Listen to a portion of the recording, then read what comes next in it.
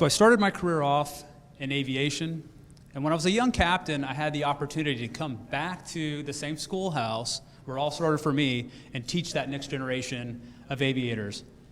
And the one thing that struck me when I got back was how much things had really not changed. The training aids hadn't changed much, the material, the simulations, all of those things were pretty much exactly the same as they were when I was a student there. And I'd go back home, I was a bit of a gamer, and I'd play these amazing, immersive, three-dimensional, interactive environments on these games that I had at a house at a meager captain's pay I could afford. These really cool systems that were out there in the gaming industry. But when I went back to work and engaged with our students, I was really using systems that looked like they were essentially stuck in about, I'm a little bit older, so stuck in about the mid-90s to late 90s, which for all intents and purposes was several generations behind what was happening in the gaming industry. Skip ahead a handful of years, and actually 2 other captains and I had the opportunity to go up to the headquarters staff and work on some special projects, one of which was the movement of the undergraduate navigation and training program from Randolph to Pensacola. But while we were there, we actually had the opportunity to see the staff, to see how things work, to understand a little bit more about what happens in the background, and maybe even bring some fresh ideas to how we could perhaps enhance training. And the 3 of us were all gamers, and when we looked at the back of one of the gaming packages to one of the games that we really liked to play at the time, we noticed that there was a software company on that credits on that package. And after we did a little bit of research, we found that that same software company was actually working in partnership with the Defense Advanced Research Projects Agency, which we found very, very intriguing and perhaps an opportunity. And one of the things they were working on was this application called Real World. And Real World was basically taking gaming capability and technology and creating this 3-dimensional world with actual physics and reality, and again, using gaming technology to do mission rehearsal and simulation. And we thought, this is interesting. So we actually called 3 captains, not a lot to do. We called over to DARPA, found the project manager, and invited him to come out to the staff to brief us and some influential folks that we had gathered to hear this briefing. And he did, and he showed up. And it was an outstanding brief, it was very intriguing, but as you can imagine, and the fact that we're surrounded by still gaming technology booths as I look around this room, nothing really happened at that time. And this was, I would say, circa 2007. And we were a little bit crushed. There we thought we were these disruptors, these innovators, we're going to come up with these great ideas, bring this fresh approach, and just nothing happened. It's not an indictment on the staff at the time. It's not an indictment on the Air Force, but just the existential threat at the time was not so much on the side of losing technological leadership. It was more, at that time, the global war on terrorism. Just our focus really wasn't there. So the 3 captains, we joke around that you spend the first half of your career pushing against the wall, and then you end up spending the rest of your career kind of becoming that wall. So I hope that's not what I've done. And again, that's important, because I imagine, a year prior to that, at around 2006, Frank Wang, a Chinese businessman, came up with this little drone that worked better than any other drone out there. It was easy to use, and it was very affordable. And the company he started up was called DJI, and perhaps some of you have heard of that company. I imagine that if I would have taken that same drone at the time and brought it to a senior leader and said, perhaps there's some dual use capability, perhaps there's some military utility to this small drone. Maybe we could look at how we could either enhance something that we're doing, replace something that we're doing, or do something entirely different that we never imagined before. I think at that time I probably would have been asked to politely leave the room, because that's just not how our acquisition system works, right? I mean, we've heard it before.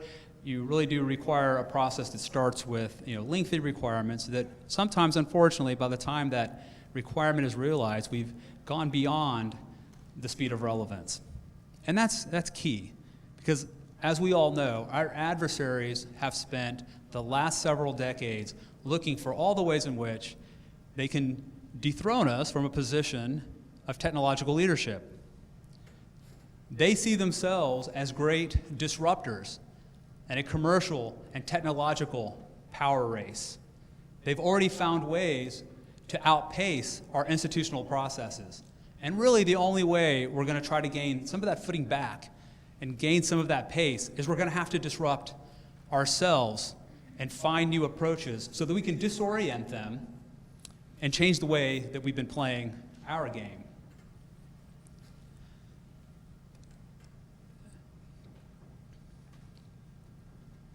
So skipping ahead, several years later, we have to look at, how do we start today?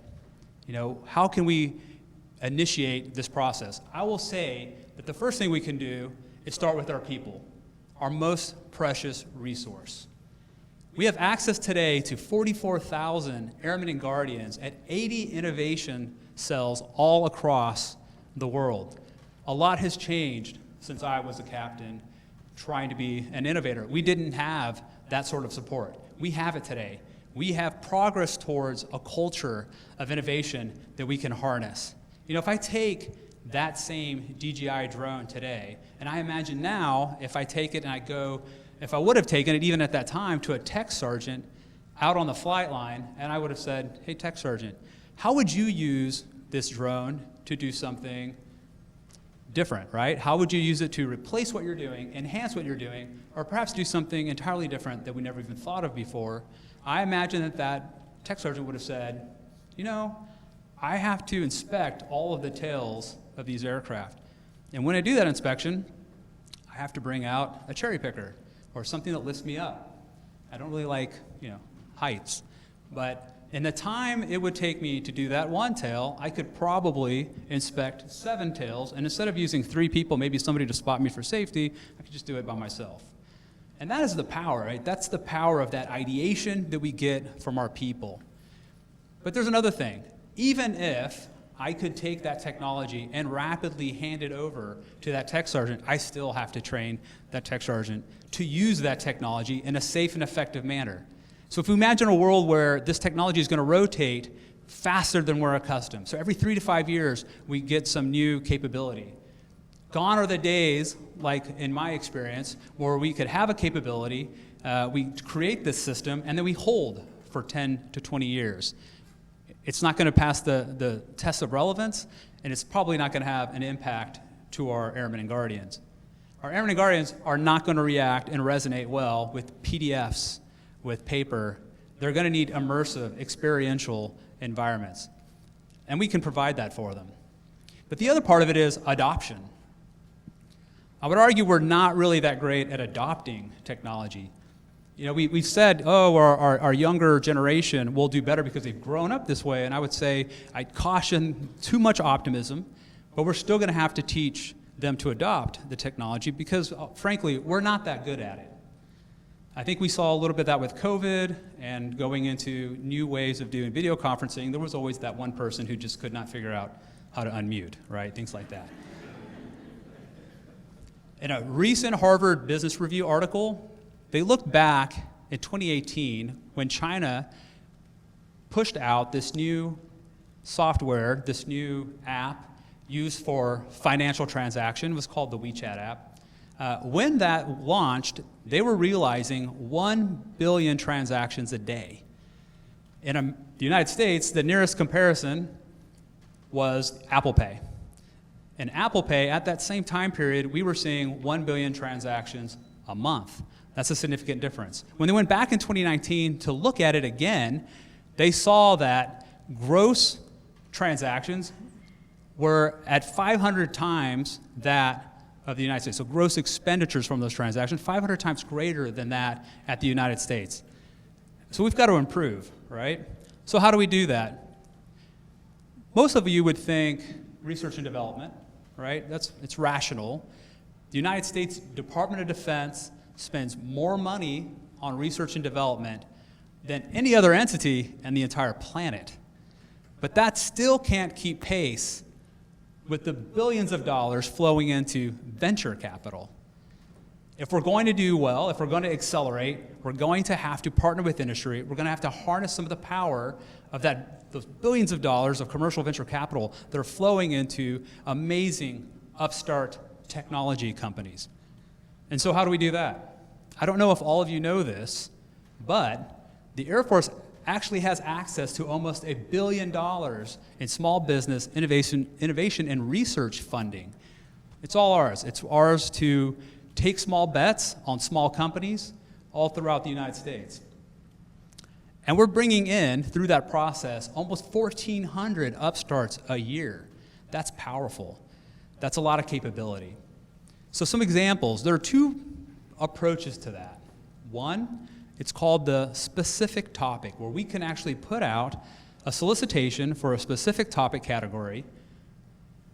Something like, I need a better shatterproof plastic, for example. And I can put out a solicitation to small startup companies and say, what do you have out there in that space that can contribute to advancing this shatterproof plastic?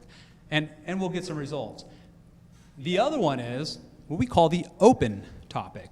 And this is very interesting. This is something we've only started doing about, I would say, 15 months ago. And the open topic will solicit any sort of innovation that exists out there. We've opened the aperture and opened cast a wider net in order to take in, again, some of those technologies that we may not have even imagined. The DJIs out there that we'll miss if we're solely relying upon our specific requirements, our own imagination. We're unleashing the imagination of our small upstart defense industrial base, and also growing that American small upstart defense industrial base, which is also very powerful. We noticed that for every $1 we place into one of these companies through this process, they see a pile-on of an average of $6, sometimes up to $11 in venture capital. That is huge fuel for growing these companies, huge fuel for incentive to work with the United States government. We also see that in the open topic, they have a 7.5% greater chance of receiving follow-on, non-SBIR governmental funding, which is also a huge incentive. And I'll give you an example of one company. I won't tell you the company, but I'll talk about the technology a little bit. A concrete, three-dimensional printing company that's printing buildings, structures, facilities through a large printer. We didn't ask for it, but they're doing it. We didn't even imagine to ask for it, and they're doing that. So if you could imagine taking plans for a forward operating base, having it on your phone, taking this large commercial printer, putting it on a 20-foot container, launching it out to a forward location, and printing your forward operating base at multitudes the speed of normal construction, at multitudes the strength of construction material that we know today, and at fractions of the cost, that's a game changer for all of us. And we didn't even ask for it. That's the power of this technology. So again, we have to disrupt ourselves. We have to look at new ways, empowering the creativity of our people, partnering with industry, finding new ways to approach our acquisitions, our training. These are all ways in which, again, we need to look at how we can, one, do things a little bit differently in the sense of, replacing what we're doing, enhancing what we're doing, or doing something that we never even thought of before. We have the potential through that process to regain our position of leadership, our position of technological leadership, even across the entire world. And this is important because, again, while our enemies and our competitors look to coerce and control to succeed, we can invite and empower, and we have the potential to find new ways to harness the technological edge. Thank you.